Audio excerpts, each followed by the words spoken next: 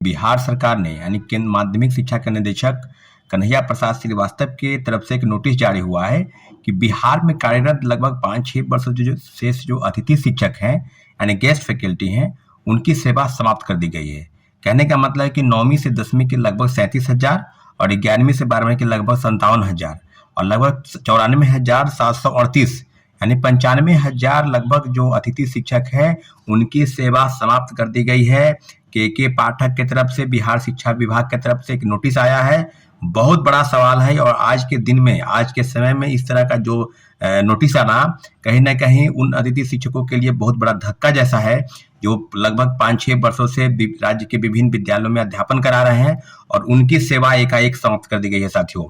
आज इस विषय को लेकर मुझे बेहद चिंता और अफसोसजनक है बातें हो रही है कि क्या राज्य सरकार जो लगभग 3 महीने में 2 लाख शिक्षकों की बहाली कर रही है और दूसरे तरफ वो जो लोग ज्वाइन किए हुए हैं अतिथि शिक्षक, उनको हटाने के लिए नोटिस निकाल रही है। जाहिर सी बात है कि इस तरह के मामलों पर बिहार सरकार को फैसला लेना है और बिहार सरकार ने फैसला ले लिया। तो क्या अपर मुख्य सचिव या जो शिक्षा विभाग जो फैसले ले रहे हैं, क्या जो राज्य सरकार है, बिहार के मुख्यमंत्री या एनडीए के तमाम नेता, चाहे वो सम्राट चौधरी हो चाहे विजय सिन्हा हो, क्या इस बात की पुष्टि करते हैं कि राज्य सरकार जो फैसला ले रही है उसमें उनकी सहमति है? तो इस तरह के फैसलों पर किन किन चीजों पर असर पड़ेगा, सारे मामलों पर अगर आप ध्यान देंगे तो इतना जरूर है कि इस तरह के फैसले होने से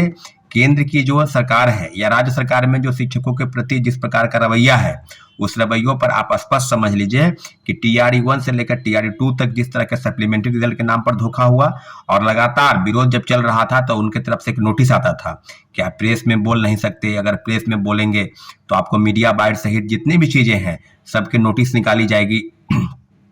और दूसरे तरफ धारा 144 बीपीएससी गेट के पास की धारा 144 इसलिए हम लगा रहे हैं क्योंकि हम सेकेंड फेज के बहाली के परीक्षा फल के प्रकाशन के संदर्भ में किसी प्रकार का बाधा उत्पन्न न हो, कोई प्रोटेस्ट न करे, कोई शिक्षक अभ्यर्थी हो या छात्र नेता हो, उनका आंदोलन बीपीएससी गेट के पास न हो, तो कई चीजों को लेकर उनका धारा 144 लगा रहे हैं। 1 महीने तक लगा हुआ था और गृहवाहन सेल में जो एप्लीकेशन डाला गया, सब मामलों को लेकर अगर आगे की तरफ बढ़ेंगे तो सप्लीमेंट्री रिजल्ट में पहले 4700 पद की सूची भेजी गई, वो भी काफी प्रोटेस्ट हुआ। आपको याद होगा कि गर्दनीबाग धरना स्थल से लेकर और सब चीजों पर, इस सब मामलों को लेकर 2 अप्रैल को एक बहुत बड़ा प्रोटेस्ट सप्लीमेंट्री रिजल्ट के नाम पर सेकेंड फेज की बहाली में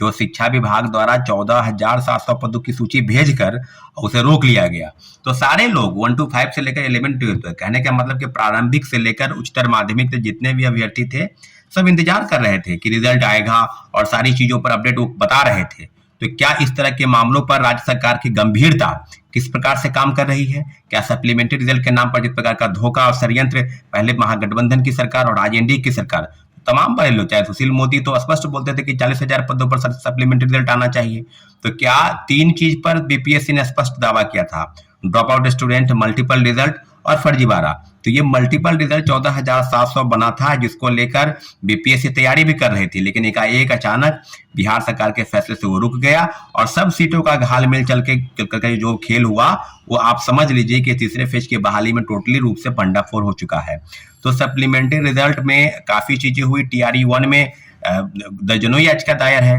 कंप्यूटर साइंस के अभ्यर्थियों की तरफ से एक नोटिस जो है बीपीएससी को गया है, शिक्षा विभाग को गया है। 4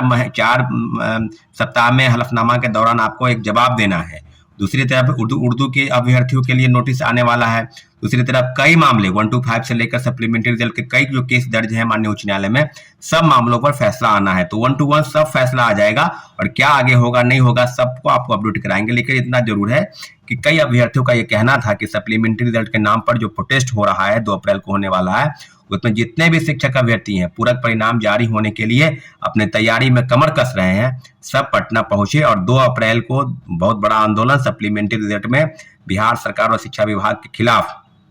होने जा रहा है, क्योंकि इन दोनों के मिली भगत का ही परिणाम था कि सप्लीमेंट्री रिजल्ट के नाम पर और सीटों को जो बचा कर रखना है उसकी सारी प्रक्रिया को सीट बाय सीट बेचना है, वैकेंसी निकालना है और सीट बेचना है। और सब सीटों को TRE 1 से लेकर TRE 2 तक आपको पता है कि प्रश्न पत्र लीक मामले में जो आरोपी है उन्होंने स्पष्ट कहा है कि वो क्वेश्चन उनके हाथ में चला गया था। तो सारी चीजें आपको अपडेट करा दें और आने वाले समय में सप्लीमेंट्री रिजल्ट के नाम पर एक बहुत बड़ा आंदोलन 2 अप्रैल के दिन होने वाला है। इसलिए जितने भी शिक्षक अभ्यर्थी सुन रहे हैं वो 1 तारीख तक पटना पहुंच जाए और 2 तारीख तो निर्धारित स्थल से प्रोटेस्ट के आंदोलन की शुरुआत होगी और निश्चित रूप से अपने लोकतांत्रिक अधिकार के लिए लोकतांत्रिक तरीके से हम अपनी लड़ाई को अंजाम तक पहुंचाएंगे। साथियों,